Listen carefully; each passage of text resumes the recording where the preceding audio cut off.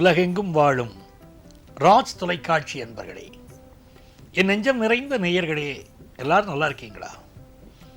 உங்கள் அத்துணை பேருக்கும் உங்கள் ஆத்மார்த்த ஜோதிடர் நங்கநல்லூர் டாக்டர் பஞ்சநாதனின் இனிய காலை வணக்கங்கள். இன்னைக்கு ஜூலை மாதம் 14ஆம் தேதி 2026 வருஷம். தமிழ் வருடத்தில் இது ஆனி மாதம் 30ஆம் நாள் செவ்வாய்க்கிழமை. இன்னைக்கு என்ன விசேஷம்? அமாவாசை. அமாவாசைனா தர்ப்பணம் கொடுக்கணும். எள்ளும் தண்ணீரும் இறைத்த தர்ப்பணம் கொடுக்கணும். முன்னோர்களுக்கு இன்னைக்கு அவளை நினைச்சு பார்க்கணும்.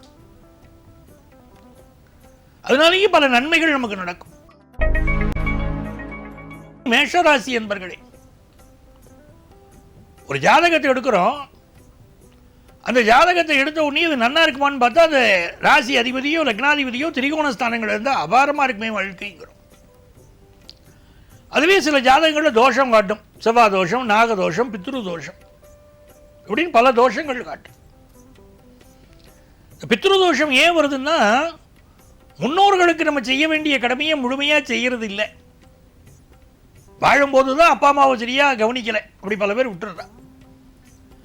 அப்போ வாழ்ந்த பிறகும் அந்த முன்னோர்களுக்கு நம்ம திதி கொடுக்க வேண்டிய கடமை, தர்ப்பணம் கொடுக்க வேண்டிய கடமையெல்லாம் உண்டு. மாசத்துல ஒரு நாள் அமாவாசை அன்னைக்கு எள்ளும் தண்ணீரும் இறைத்து அப்பா வழி முன்னோர்கள் அம்மா வழி முன்னோர்களை நினைச்சு தர்ப்பணம் கொடுக்கணும். அப்போ ஜாதகத்தில் இருக்கக்கூடிய தோஷங்கள் எல்லாம் விலகும், நன்மைகள் பெருகும்.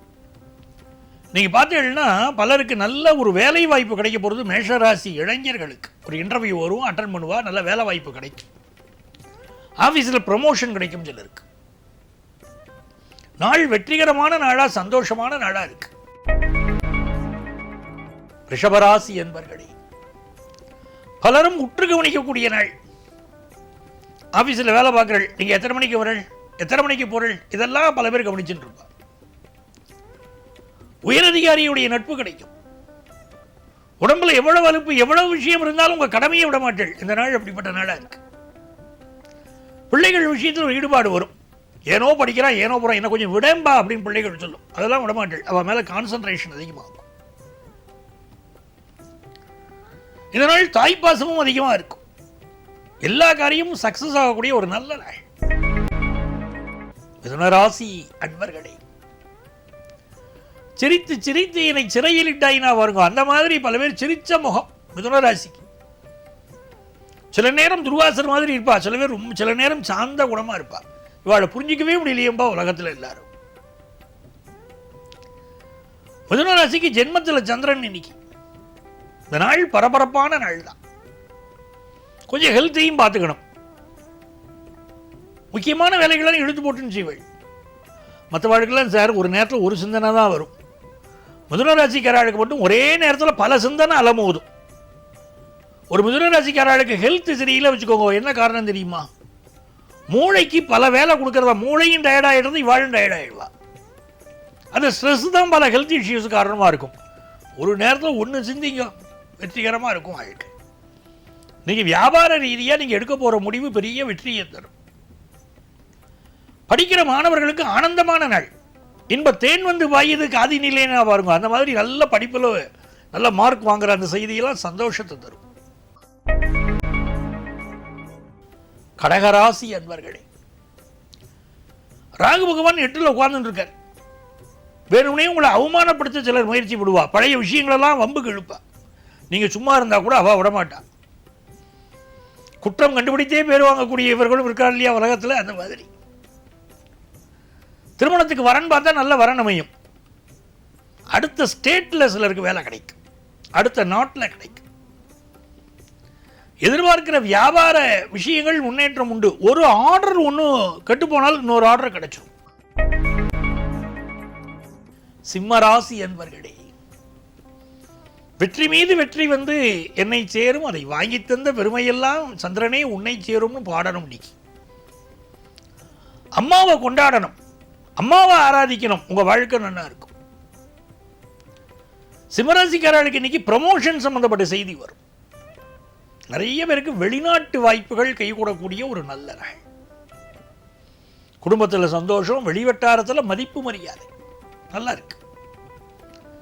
பிசினஸ் ரீதியா உங்களுடைய முயற்சிகள் எந்த அளவுக்கு அந்த அளவுக்கு வெற்றி இருக்கு. கன்னிராசி அன்பர்களே, கன்னிராசிக்காரனாலே புத்திசாலின்னு பேரு. படிப்பு தான் பிரதானம். படிப்பினால முன்னேறக்கூடியவாதான் பல பேர் கன்னிராசிக்காரா. நல்ல தனித்திறமை இருக்கும். இன்னைக்கு அந்த தனித்திறமையை பயன்படுத்தணும். குடும்பத்தில் இருக்கக்கூடிய மனசு கஷ்டங்கள் போடும். கணவன் மனைவி உறவுல மட்டும் ஒரு திருப்தி வரல, எல்லா இடத்துலையும் ஜெயிக்கிறள், ஆனா வீட்டில் தோத்து போறள். அதுதான் உங்க விஷயம். பொறுமையா நடந்துக்கணும். ஃபேமிலி லைஃப்ல வழி இல்லை கன்னிராசிக்காரர்களுக்கு. ஃபாரின் ஆப்பர்ச்சுனிட்டி நல்லா கிடைக்கும். வருமானங்கள் திருப்தியா இருக்கும். துலாம் ராசி அன்பர்களே, சில குழந்தைகளுக்கு வெளிநாட்டில் தான் போய் படிக்கணும்னு ஆசை இருக்கும். இந்த மாதிரி நாட்களில் முயற்சி பண்ணினா அப்படி ஃபாரின் ஆப்பர்ச்சுனிட்டி கூடி வரும். தாய்மாமனுடைய உறவு ரொம்ப நல்லா இருக்கும். கல்யாண பேச்சுவார்த்தைகள் இப்போ நடக்கும். ரொம்ப நாளாக தடை இருந்ததுன்னா இப்போ நீங்கி கல்யாண பேச்சுவார்த்தைகள் நடக்கும். ஃபாரின் ஆப்பர்ச்சுனிட்டி, வெளிநாட்டில் போய் வேலை பார்க்கக்கூடிய யோகமும் வளருக்கு இப்போ உண்டு. இது ஒரு மகிழ்ச்சியான நாள். அப்பாவுடைய பிசினஸ் சில பிள்ளைகள் எடுத்து செய்வா, அதுலயும் வெற்றி தான். விருச்சிக ராசி அன்பர்களே, சந்திர பகவான் 8ல போற, ராகு 4ல் இருக்காருன்னா ரொம்ப கவனமா இருக்கணும். ராத்திரி சாப்பிடும் போது நிறைய சாப்பிடக்கூடாது, அளவா சாப்பிடணும். மருத்துவர்கள் சொல்றா, இந்த ஹார்ட் அட்டாக் வரவாட பார்த்தீங்கன்னா அதிகாலை 5 மணிலேருந்து காலையில் 8 மணிக்குள்ள வரவாதான் நிறைய பேருக்கு அப்படி வருதுங்கிற. என்ன காரணம்னா, ராத்திரி நிறைய சாப்பிட்றாளாம். நாளைக்கு என்ன செய்யணும், நாளைக்கு அதை காலையில் இருந்துச்சோன்னா அதை செய்யணுமே இதை செய்யணுமே ஸ்ட்ரெஸ்லேயே படுத்துக்கிறாளாம்.